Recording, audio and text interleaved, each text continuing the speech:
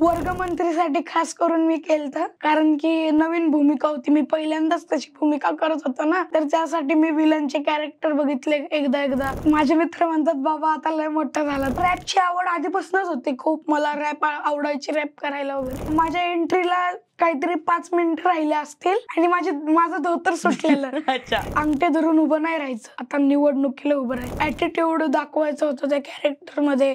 आणि म्हणजे माझं कॅरेक्टर असं होतं की मी शायनिंग खातोय पण मी घाबरतो पण. त्याच्यामध्ये 2-3 लाडू उडवायचे ना, महाराज खूप हळूहळू खायचे, तर त्यांना ते लाडू आवडायचे नाही जास्त, ते थोडेच खायचे थोडं. तर ते लाडू उडवायचे ना, आम्ही ते बॅक स्टेजला न्यायचो आणि खात बसायचो. मला व्हिलन आवडत.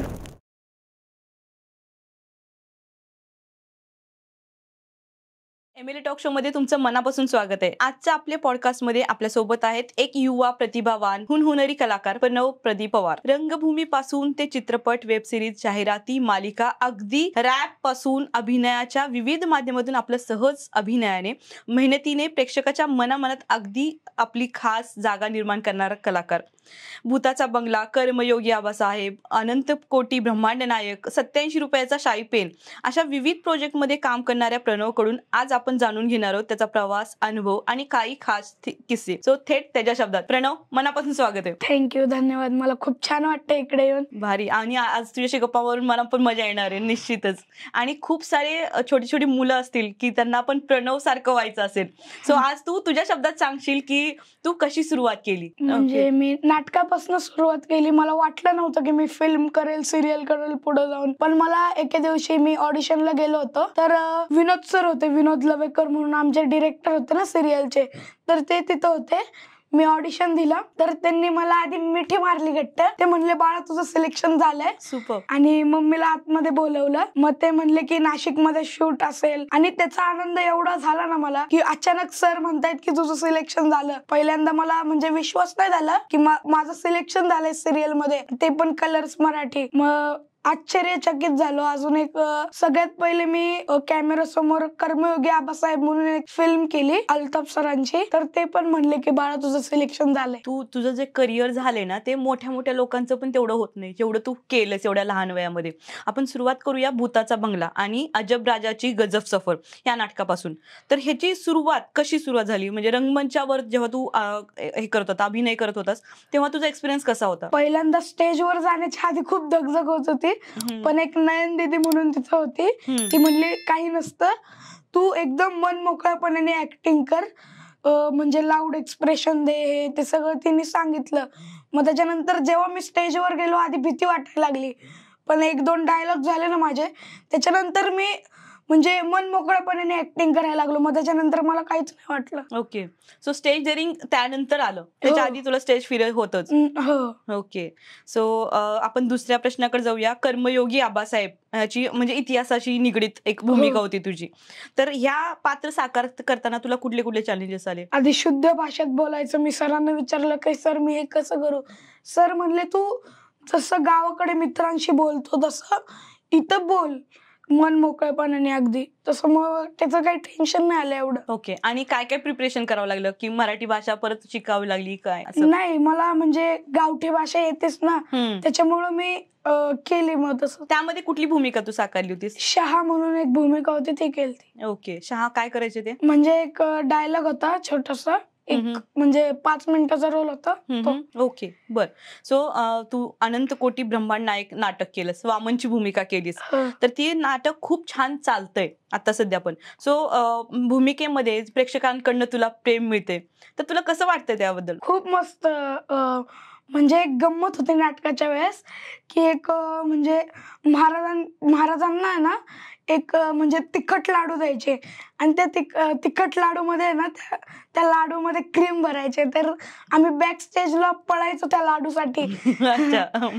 सो ते लाडू खायला द्यायचे ते? हो. अच्छा. आणि मग त्यामध्ये काय गंमत केली तुम्ही? त्याच्यामध्ये 2-3 लाडू उडवायचे ना, महाराज खूप हळूहळू खायचे, तर त्यांना ते लाडू आवडायचे नाही जास्त, ते थोडेच खायचे थोडं. तर ते लाडू उडवायचे ना, आम्ही ते बॅक स्टेजला न्यायचो आणि खात बसायचो सगळे पोरं.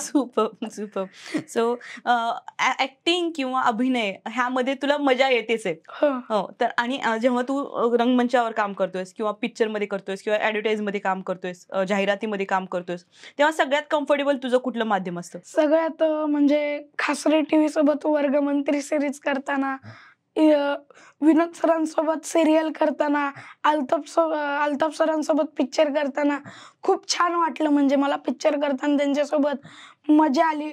म्हणजे ते मजामध्ये असं काम करून घेतात ना, कळतच नाही की कधी काम झालं, अरे बापरे झालं, असं वाटतं. सुपर. पण कम्फर्टेबल कशामध्ये असतो? रंगमंचावर कम्फर्टेबल असतो का नाटकामध्ये, चित्रपटामध्ये? रंगमंचावर. अच्छा, तिकडं कारण लोकांच्या लगेच इमिजिएट रिॲक्शन बघायला मिळतात, हा. टाळ्या मिळतात, प्रेम मिळतं लगेच तुझ्या साईनसाठी.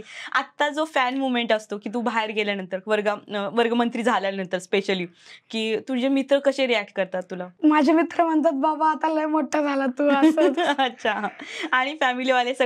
फॅमिलीवाले म्हणजे डाउनलोडच करून ठेवले घरात, कधी कधी टीव्हीवर बघतात, कधी कधी मूड झाल्यावर. अरे वा, सुपर.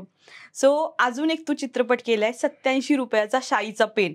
नावच एवढं सुंदर आहे, म्हणजे मला नाही वाटत की कोणी ऐकलं पण असेल, म्हणजे खूप कमी तो हे झालेला असेल. पण ह्या चित्रपटात काम करताना तुला कुठल्या गोष्टी आवडल्या? म्हणजे सर छान होते आणि त्यांनी पण म्हणजे असं काम करून घेतलं, कधी जास्त काम नाही करून घेतलं त्यांनी, आराम द्यायचे वेळच्या वेळी. सगळं बरोबर होतं. इंद्रायणी मालिकेमध्ये तू पप्याची भूमिका केलीस. सो त्या पप्याच्या भूमिकेत दिसण्यासाठी तू वेगळं काय केलं होतंस? वेगळं हेच म्हणजे गावठी पिक्चर बघितले मी, त्याच्यासाठी दादा कोंडकेंचे पिक्चर बघितले. बर. असं कुठल्या भूमिकेसाठी तू प्रिपरेशन केलं होतं आतापर्यंत? वर्गमंत्रीसाठी खास करून मी केलं. बर. कारण की नवीन भूमिका होती, मी पहिल्यांदाच त्याची भूमिका करत होतो ना, तर त्यासाठी मी विलनचे कॅरेक्टर बघितले एकदा आणि संजय दादा तर सोबतच होता. संजय दादा म्हणजे खासरी टीव्हीचे सगळे म्हणजे सांगतात असं, वैभव दादा, संजय दादा, महेश दादा, हे सगळे खूप छान आहेत. हो, सुपर. सो परत एकदा आपण वर्गमंत्रीकडेच येऊया. वर्गमंत्रीतली तुझी ती प्रवीणची भूमिका, तर त्यासाठी मिश्किल पण दमदार कॅरेक्टर तू साकारलंस, तर अजून त्यात काय प्रिपरेशन केलंस तू? अजून म्हणजे आता ऍटिट्यूड दाखवायचं होतं त्या कॅरेक्टर मध्ये, आणि म्हणजे माझं कॅरेक्टर असं होतं की मी शायनिंग खातोय पण मी घाबरतो पण. म्हणजे मी मागणं सगळं करतो ना, पण मी पुढं सगळ्यांना घाबरतोच. आता एक यशचा मित्राचा तो भाऊ होता ना, त्याला मी घाबरलो होतो, पण त्याची सायकल मी पळवली, हे माझी खासियत होती त्याच्यात. म्हणजे मागणं काम करायचं, पुढं कोणालाच काही नाही कळू नाही द्यायचं. ओके. त्यासोबत रॅप म्हणजेच वेगवान गाणं, त्यामध्ये तू काम केलंस, आणि अभिनय आणि रॅप हे दोन्ही तू कसं बॅलन्स केलंस त्यामध्ये? म्हणजे मला रॅपची आवड आधीपासूनच होती खूप, मला रॅप आवडायची, रॅप करायला वगैरे. ओके. मी आधीपासूनच रॅप ऐकायचो, आणि त्याच्यात संजय दादाने मला रॅप बॅटल मध्ये भूमिका दिली, म्हणून मला खूप आनंद झाला. आणि एवढ्या सगळ्या प्रोडक्शन हाऊस सोबत तू काम केले आणि एवढे सगळे तुझा एक्सपिरियन्स आलेले आहेत, एखादा असा किस्सा स्टेजवर की तो आम्ही खदखदून हसलो, असा एखादा किस्सा आहे तुझ्याकडे? आहे ना, माझ्या एंट्रीला काहीतरी 5 मिनिटं राहिले असतील आणि माझं धोतर सुटलेलं. अच्छा. तर पटकन घाई गडबडीत दादानी धोतर गुंडाळून दिलं कसं तरी, मग आणि मला त्याच्यात उड्या मारून जायच्या होत्या, आणि ते धोतर आलत सगळं खाली असं आलत, म्हणून त्यामुळे सगळे हसत होते बॅक स्टेजला जाऊन. अच्छा, भारी. सो अभ्यास, शूटिंग आणि मॉडेलिंग किंवा ऍडव्हर्टाईज हे सगळं कसं मॅनेज करतोयस तू? अभ्यास तर मित्र आहेतच सांगायला, म्हणजे आमचे लांडे मॅडम म्हणून आहेत ना, ते पण खूप सपोर्ट करतात मला की बा तू व्यवस्थित कर, मित्रांना विचार, पोरांना सांगतात की तू पोरांकडनं वया घे, त्यांना द्यायला सांगतात, ते शाळेकडनं सपोर्ट आहे व्यवस्थित. सो भविष्यामध्ये तुला कुठल्या प्रकारच्या भूमिका करायला आवडतील? ऍक्शन, ऐतिहासिक किंवा कॉमिक? विलन. अरे सगळेजण हिरो म्हणतात, तू विलन म्हणतोय. मला विलन आवडत. भारी. सो तू मोठा झाल्यानंतर तुला कुठल्या अभिनेतासारखं व्हायचंय? दादा कोंडके. अरे विलन आणि दादा कोंडके थोडस. दादा कोंडके मला आवडतात ना ऍक्टर, म्हणजे मला त्यांचे पिक्चर बघायला आवडतात. मी त्यांचे पांडू हवालदार वगैरे बरेच पिक्चर बघितले. ओके. सो एवढ्या सगळ्यामध्ये तुला तुझ्या आवडीचा एखादा डायलॉग कुठला आवडला आतापर्यंत? वर्गमंत्रीचा तो अंगठे धरून उभं नाही राहायचं, आता निवडणुकीला उभं राहायचं. वा, सुपर. सो ह्या वर्गमंत्रीची एखादा किस्सा आहे का जो तुला खूप आठवणीत राहिलाय? म्हणजे आम्ही झाडाखाली, एक झाड होतं त्या शाळेच्या, संजय दादा आम्ही सगळे पोरं असे बसायचे त्याच्या खाली आणि गप्पा मारायचं मस्त. ते म्हणजे मी कधी विसरू नाही शकत. ओके. गाण्यांच्या भेंड्या वगैरे खेळायचो तिकडे बस. सो ऍक्टिंग मध्ये कुठेही बॉदरेशन नव्हतं आणि आरामात एकदम हसत खेळत ऍक्टिंग होऊन जायची आणि कळत पण नव्हतं की काय होतंय. सो ह्या सगळ्यामध्ये काय काय शिकायला मिळतं तुला? मला आता जे जे कॅरेक्टर केलेत ना त्याच्याकडनं शिकायला भेटलं. म्हणजे इंद्रायणी सिरियल कडनं मला ह्याला मॉनिटर म्हणतात, असं हाय स्पीड मधनं कॅमेरा येतो, असं सगळं शिकायला भेटलं इंद्रायणी सिरियल मधनं. आणि वर्गमंत्री मधनं मला शिकायला भेटलं की आपण ऍटिट्यूडचं पण कॅरेक्टर करू शकतो, हे मला कॉन्फिडन्स आला. सुपर.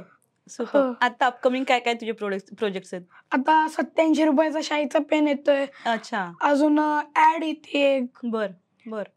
BGMI ची. ओके. आणि एक्झाम्स उद्यापासून चालू आहे. अच्छा. सो तुला तुझ्या पुढच्या भविष्याच्या वाटचालीसाठी तुला खूप खूप शुभेच्छा. तू आज इथं आलास आणि एवढे सुंदर गप्पा मारल्यास, मला खूप आनंद झालाय तू इथं आलायस. सो मनापासून धन्यवाद तू आज इथं आलायस. तुझ्या मम्मीला, तुमच्या पॅरेंट्सला सुद्धा खूप साऱ्या शुभेच्छा. Thank you so much. धन्यवाद.